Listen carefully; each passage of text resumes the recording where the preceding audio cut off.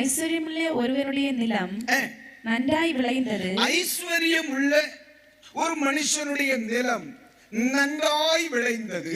அப்பொழுது அவன் நான் என்ன செய்வேன்? பாருங்க, அது அவனுக்கு பிரஷர் ஆயிட்டு. என்ன சொல்றா, என்ன செய்வேன்? என் தானியங்களை சேர்த்து வைக்கிறதற்கு இடம் இல்லையே. பாருங்க, இடம் இருக்கு, வைக்க இல்லையேன்னு நம்ம கவலைப்படுது. அவன் என்ன கவலைப்பட்டிருக்கான்?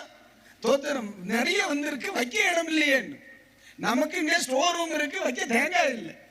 அவனுக்கு தேங்காய் கூடுதல் இருக்கு, வைக்க ஸ்டோர் ரூம் இல்லை. என்ன குழப்பம் இல்லையா? என்ன நீங்க ஒரு மாதிரி பாக்குறீங்க? நல்லா தானே போகுது வண்டி. Very good. சொல்லுங்க. சிரிச்சுக்கிட்டே சொன்னாலும் காரியமா சொல்லணும். அப்போ என்ன சொல்ல, டென்ஷன் ஆகுறான். நமக்கு இல்லைங்கிற டென்ஷன், அவனுக்கு இருக்குங்கிற டென்ஷன். ஆமா, அதாவது ஒரு நாள் நான் இதை அடிக்கடி சொல்லுவேன். ஒரு நாள் நம்ம சர்ச்சு பக்கத்துல ஒரு 7:30 மணி 8 மணிக்கு மேல இருக்கும்னு நினைக்கிறேன்.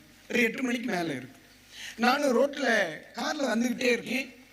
ஒரு 2 சகோதரிமா தலைவலிய முக்காடு போட்டுக்கிட்டு பவ்யமா கோயிலுக்கு வருவோம்ல, கோயில இருப்போம்ல ஆராதனைக்கு, அதே மாதிரி போயிட்டு இருக்காங்க. நான் பார்த்தேன், நம்ம ஊருக்குள்ள ராத்திரி முக்காடோட ஜெபத்தோட போகிறது யாரு அப்படின்னு லைட்டா ஸ்லோ பண்ணி கார் கண்ணாடியை இறக்கி பார்த்தா தெரிஞ்ச பிள்ளை. உடனே என்ன அவங்களுக்கு தெரியல, நான் கண்டுபிடிச்சிட்டேன். நான் இறக்கி கண்ணாடியை தாத்தோடனே பயந்து யாரு இது நீங்க என்ன பார்த்து பயந்து உடனே நான் லைட்டை பட்டு கோமாளி மேம் தான். எல்லாம் என்ன ராத்திரி தலைவலியை மூடிட்டு போறீங்களே. அவ்வளோ 2 பேருக்கு ஒரே சிரிப்பு. ஒருவேளை லைவ்ல பார்க்கலாம் 2 பிராணிகள். அப்போ என்ன சொல்றாங்க, பாஸ்டர் காலம் கெட்டு கிடக்கலாம். எப்படி காலம்? இப்ப புரிஞ்சுதா உங்களுக்கு? காத்துலையும் கருத்துலையும் கிடக்கு, போறது இருட்டுக்குள்ள. இப்ப அவளுக்கு என்ன பிரச்சனை? காலம் என்ன செய்து கிடக்கும்? அப்ப இருக்கிறவனுக்கு பாதுகாக்கணும்னு படபடப்பு, இல்லாதவனுக்கு ஒன்னியே இல்லைங்கிற படபடப்பு, மொத்தத்துல படபடப்பு. ஆனா பைபிள் சொல்லுது, இது ஒன்றும் படபடக்க வேண்டிய காரியம் அல்ல. இது அல்ல ஜீவன். அல்லேலூயா. பணம் அல்ல ஜீவன், ஆஸ்தி அல்ல ஜீவன், வீடு அல்ல ஜீவன், வெளிநாடு அல்ல ஜீவன், சொத்து சுகம் அல்ல ஜீவன். இயேசு சொல்லுகிறார், இது இருந்துட்டு ஒரு காரியம் இல்லை. அல்லேலூயா. ஒருத்தனுக்கு 16 ஏக்கர் இருக்கனால அவன் அடக்கம் பண்ணுமா மொத்தத்திலேயுமா குண்டி வெட்டு வேணும், அவனுக்கு 6 அடி இல்லையானு. அப்ப இருந்துட்டு ஒரு காரியம் இல்லை. நல்லா இருக்கா? இது போல இருக்கணும் நாளை. அப்ப இதல்ல ஜீவன். அப்போ அவனுக்கு ரொம்ப கடுப்பாய் போச்சா. என்னது?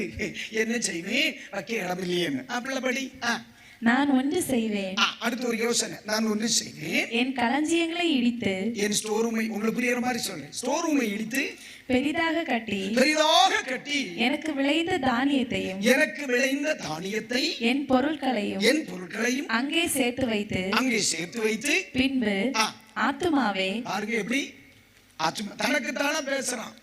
என்ன ஆத்துமாவே, உனக்காக அநேக வருஷங்களுக்கு அநேக பொருட்கள் சேர்த்து வைக்கப்பட்டிருக்கிறது. நீ இளைப்பாரி. எப்படி? நீ என்ன செய்? இளைப்பாரி, புசித்து குடித்து பூரிப்பாயிரு என்று என் ஆத்துமாவோடே சொல்லுவேன் என்று. நல்லா இருக்குல்ல? இது நல்லா இருக்குல்ல? அவன் அடுத்தவன்கிட்ட சொல்ல மாட்டான், ஏன்னா அது வேற, அது நமக்கு நேரம் ஆச்சு, நமக்கு 9 போகணும். அப்போ சொல்லிவிட்டு அவன் ராத்திரி என்ன செய்யறான், தூங்குறதுக்கு போறான். பாத்துக்கிறீங்க. இப்போ இன்னொன்னு நடக்கு. அப்படிப்படி என்று தனக்குள்ளே சிந்தித்து சொல்லிக் கொண்டான். தேவனோ அவனை நோக்கி மதிகேடனே. எப்படி? ஒருக்கோட சொல்லுங்க. உங்க பக்கத்துல இருக்கிறவங்களை பார்த்து மதிகேடனேன்னு சொல்லுங்க. அப்போ இப்ப வேணும்னா உனக்கு தடி தப்பும், வெளியே வச்சு சொன்னேன்னு வை, அணப்பெல் கலந்துரு. நமக்கு லிட்ரேச்சர் தமிழ்ல இருக்கு மதிகேடனின், நம்ம நடைமுறை தமிழ்ல விவரம் கேட்டவனேன்னு அர்த்தம். அதை விட இன்னும் இறங்கி போனா லூசு பயலேன்னு அர்த்தம். இதுக்கு மேல விளக்கம் வேணுமா? கோடிட்ட இடத்தை நிரப்புக. அப்போ உலகத்துல வைக்க முடியாத அளவுக்கு செல்வம் இருக்கிறவன உலகத்தான் என்ன சொல்லுவான்? சார், ஐயா, பண்ணையரே, கோடிட்ட, இன்னும் வேற என்ன இருக்கு, முதலாளி, இதெல்லாம் சொல்லுவோம். வேற கெட்ட பயிலே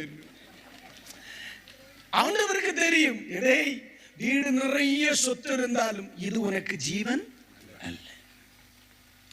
தேசம் முழுவதையும் நீ வாங்கி ஆதாயப்படுத்தி கொண்டாலும் இது உனக்கு ஜீவன் அல்ல. உனக்கு கோடிக்கணக்கான சொத்துக்களை நீ சம்பாதித்து வைத்தாலும் இது உனக்கு ஜீவன் அல்ல. அது உனக்கு ஜீவனா இருந்தால் ஆண்டவர் வந்து சார்னு கூப்பிட்டிருப்பார். இன்னைக்கு இந்த சத்தியம் தெரியாததுனாலேயாக்கும் சில ஆராதனை ஸ்தலங்களில் ஆலயங்களை கூட பரிசுத்தவான்களுக்கு மரியாதை கிடையாது. சக்கரம் உள்ளவனுக்கு தான் மரியாதை. ஆரம்ப ஜபம் அவனுக்கு தான், இடையில ஜபம் அவனுக்கு மனைவிக்கு, கடைசி ஜபம் நம்மளுக்கு. கூடுமான இன்னொரு ஜபத்தை ஏற்படுத்தி அவனுக்கு மோனுக்கு ஒண்ணு கூட இருக்கட்டும். படுவாய் பயில்வா லேலியா சொல்லுங்க, சத்தமா சொல்லுங்க அவங்க. அப்ப ஆண்டவர் சொல்லுகிறே இதெல்லாம் இருந்தாலும் இது ஜீவன் அல்ல. ஆண்டவர் அதை பரிசாவே நினைக்கலையே. அவன் என்ன சொல்றான்? ஆத்மா பார்த்து சொல்றான், அநேக வருஷங்களுக்கு அநேக பொருட்களை சம்பாதிச்சு வச்சிருக்கேன், நீ சாப்பிட்டு பூரிப்பா இரு அப்படின்னு சொல்லுகிறவனை ஆண்டவர் சொல்லுகிறார், மதிகேடனே மதிகேடனே. ஒருவேளை சிஸ்டர் மதிகேடனாவும் இருக்கலாம், மிஸ்டர் மதிகேடனா இருக்கலாம். மதிகேடனே அப்படி உன் ஆத்மா உன்னிடத்திலிருந்து இந்த ராத்திரியிலே எடுத்துக்கொள்ளப்படும். ஆண்டவர் கூப்பிட்ட ராத்திரி தான், இதுவும் ராத்திரி தான். பகல் கூட்டமா? ராத்திரி கூட்டம் தானே. அப்போ அன்னைக்கு அவனை விவரம் கட்டவனே என்ன கூப்பிட்டதும் ராத்திரி தான். இப்ப நான் கூப்பிடுறது ராத்திரி தான். மதிகேடனே, இன்று ராத்திரியில் உன்னுடைய ஜீவன் உன்னை விட்டு எடுத்துக் கொள்ளப்பட்டால் நீ சம்பாதித்தவைகள் எல்லாம் யாருடையதாகும்? அல்லேலூயா. இல்லையாப்பா? இன்னைக்கு ராத்திரி ஒரு மனிதனுடைய ஜீவன் எடுபட்டு போனால் அவனுடைய பேங்க்ல இருக்கிற அக்கௌண்ட், அதுல இருக்கிற பணம், அவன் வீடு, அவன் சொத்து, அவன் சுகம், அவன் அந்தஸ்து இல்ல. உயிர் இருக்கிறது வரைக்கும் சித்தப்பான்னு கூப்பிட்டவன் நாளைக்கு பாடி எப்போ வருன்னு சொல்லுவான். இப்ப என்ன பார்த்து பாஸ்டர் வாங்க என்னாக, பாஸ்டர் பிரைஸ் தி லார்ட், அருமையான போதகர் அவர்கள் வந்ததிலே எனக்கு ரொம்ப சந்தோஷம். நாளைக்கு காலையில செத்து போயிட்டேன்னா பாஸ்டர் அவர்கள் வருகிறார்னு சொன்னார்களா? பாடி வரும்னாங்களா? பாடி ஆயிருந்தேன் இல்ல. அப்படித்தான்.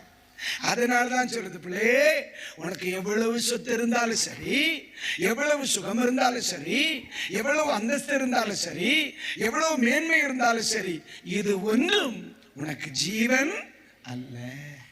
ஆமென்.